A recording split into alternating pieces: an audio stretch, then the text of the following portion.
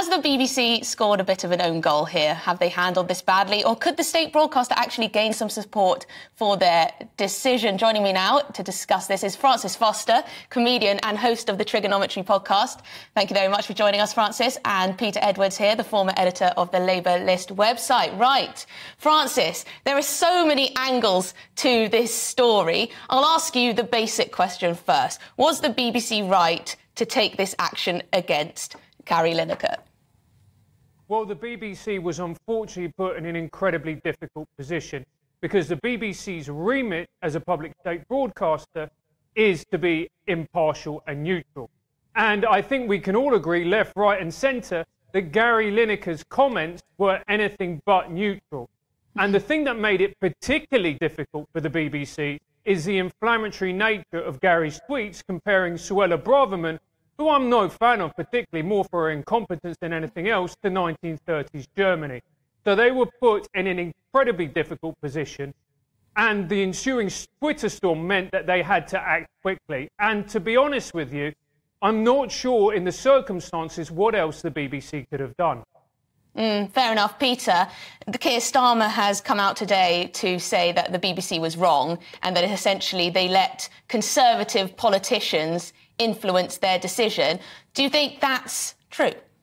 I think there's truth to that, yeah, absolutely. But also I think it's bigger than party politics. So I think, first of all, Gary Lineker, used the language of the 1930s. I would not have used that. I don't think that's the right language to compare Suella Braverman to Nazis at all. But given where we are, I think the BBC are guilty of hypocrisy because there's a Conservative donor as BBC chair, yet the BBC is preaching impartiality. But they're also guilty of great inconsistency because Gary Lineker has been making political tweets for several years, whether they're about Brexit or immigration or asylum. So to act now, when they haven't acted on all the other political tweets, is incredibly inconsistent. But is this just not the straw that broke the camel's back? Because they have had words with him.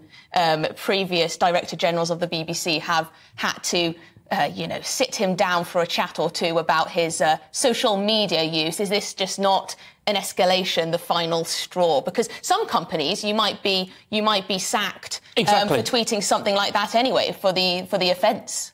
Well, that's a good point, because in what you might call an ordinary workplace, a shop or an office, if you do something wrong, you get sent to HR or have a disciplinary procedure, whereas Gary Lineker does seem to have been on the receiving end of various chats for several years, yet... and although I think he's right to oppose the Tory government policy, he did break the rules. I have a lot of sympathy with him personally, but I think the BBC have been both hypocritical and inconsistent. Yeah, fair point. Francis, in terms of what I find interesting, and it's probably quite predictable, is how this has sort of snowballed and how we've now got every sports pundit under the sun now coming out in solidarity, #IStandWith Gary. What do you make of all that? Well, I'll be honest with you, Emily. Everyone's on strike at the moment, so why not match of the day? There you go. Why should the BBC football pundits decide to unionise? The real issue, I think, with this is what we're actually talking about here isn't not Gary Lineker. It's not football. It is what is the role of the BBC moving forward. Because the BBC, particularly when it comes to their output, with their culture, their arts, their society, their comedy, they have shown a left-wing bias, a complete left-wing bias, to the point where if you are right of centre and you are in the arts, the chances are you're not going to get platformed, you're not going to get a chance, your voice is not going to be heard. So that being the case, more and more people have become more and more disillusioned with the BBC, and this is the moment when it's all actually exploded. And what Gary Lineker has done is just sent out an ill-thought-out tweet, but he's inadvertently stepped on a landmine that has been waiting to explode for many years. And that's actually what we're talking about here.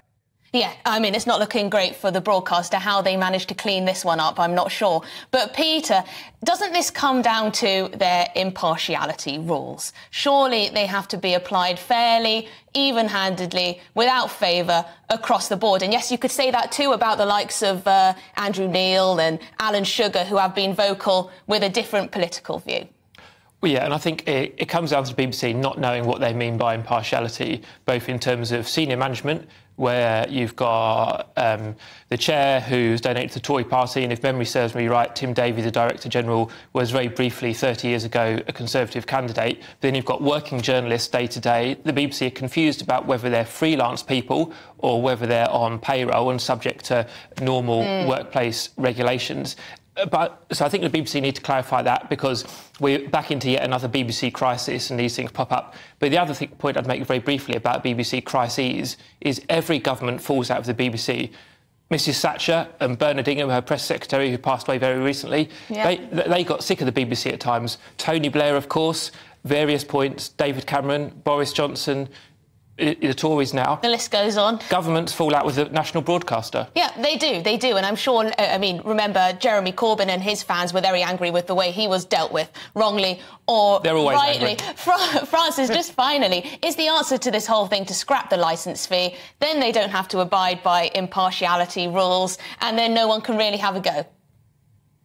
Look, I think that is inevitably what is going to happen. The BBC, I have a lot of love and affection for, particularly the content and the programmes that they used to create. The reality is, as we move forward into the 21st century, and we have Netflix and all the other providers, the BBC is just going to have to compete with them, and it's not realistic and it's not sustainable to demand that everybody pay a licence fee for this organisation, which more and more does not represent the average person. Very, very quickly, Peter.